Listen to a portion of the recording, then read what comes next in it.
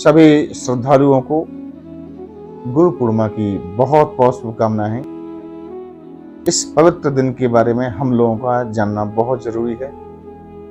मानव संस्कृति के आधार और युगदूत श्री वेद व्यास जी का जन्म आज के ही दिन हुआ था, यानी आषाढ़ मास की पूर्णमासी के दिन। ब्रज क्षेत्र में आज के दिन को मुड़िया पूर्णमी कहते हैं, यानी गुरु के समर्पण में, गुरु के प्रेम में कुछ लोग बालों का मुंडन कराते हैं और विशाल गोवर्धन में लक्खी मेला लगता है।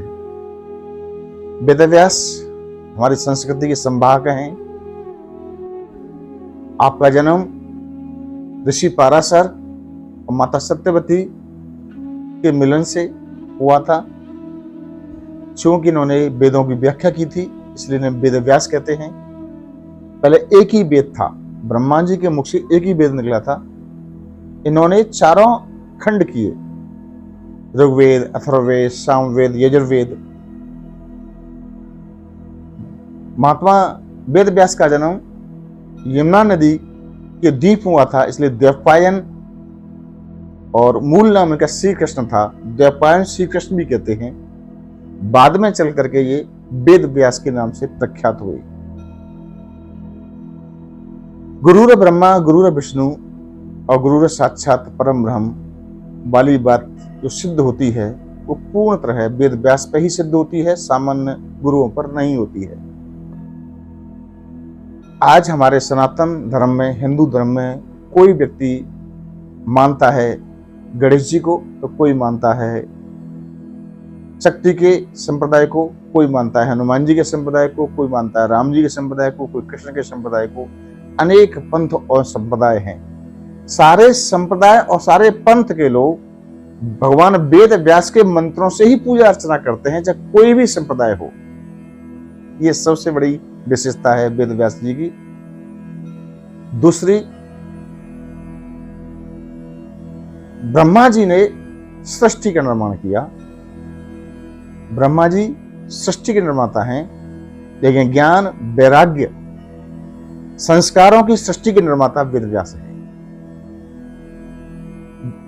ज्ञान, वैराग्य, सृष्टि और संस्कृति की सृष्टि के रचयिता भगवान वेद व्यास है। ब्रह्मा जी के 4 हाथ थे, लेकिन आपके 2 ही हाथ पैर थे।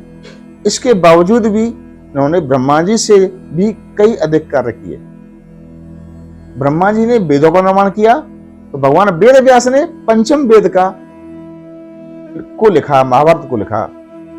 पंचम वेद यानी महाभारत, और उसी के अंदर ही विश्व प्रसिद्ध कृति श्रीमद् भगवत गीता और पुराणों और इतिहास की व्याख्या की। 18 पुराण वेद व्यास ने लिखे, पंचम वेद भी उन्होंने लिखा और संस्कृति के संवाहक बने। तो इस तरह से हमें ब्रह्मा जी और वेद व्यास में हम तुलना करते हैं, तो वेद व्यास यहाँ पर उत्कृष्ट दिखाई दे रहे हैं। तो दूसरी तरफ भगवान विष्णु हमारे सृजन, निर्माण, पालनहारा है, यानी खाने की व्यवस्था, संपूर्ण जीव के लिए भोजन की व्यवस्था भगवान विष्णु करते हैं। 2 प्रकार का भोजन होता है, एक तो अंतःकरण के शुद्ध करने का भोजन, एक बाहरी शरीर को शुद्ध करने का भोजन। अंतःकरण के शुद्ध करने का भोजन वेद व्यास जी ने दिया। ज्ञान, संस्कार, वैराग्य, भक्ति, भजन, संगीत, दवाएं, सब कुछ वेद व्यास जी ने दी। इस तरह से यहाँ पर भगवान विष्णु का जो भोजन है सुबह खाते हैं, शाम को फिर भूख लगाती है। लेकिन हम ज्ञान के मार्ग पर पहुंचकर और श्री हरि के चरणों में पहुंच जाते हैं, तो हमें भोजन की भी आवश्यकता नहीं है। तो यहां पर भी भगवान वेद व्यास भगवान विष्णु से भी उत्कृष्ट प्रतीत दिखाई दे रहे हैं।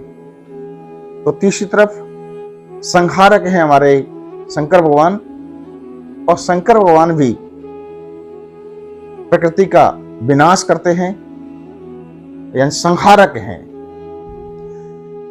जब भगवान शंकर ने देखा कि प्रकृति के साथ अतिक्रमण हो रहा है। उत्तराखंड में बहुत सारे लोग पहुंच रहे हैं, वहाँ की हरियाली, वहाँ की प्राकृतिकता नष्ट हो रही है। तो थोड़ा सा तांडव 2013-14 में दिखाया, पुनर्स्थापित हो गया वहां पर। ये सारा काम भगवान शंकर का है, लेकिन असली संहारक हमारे शरीर के अंदर ही है।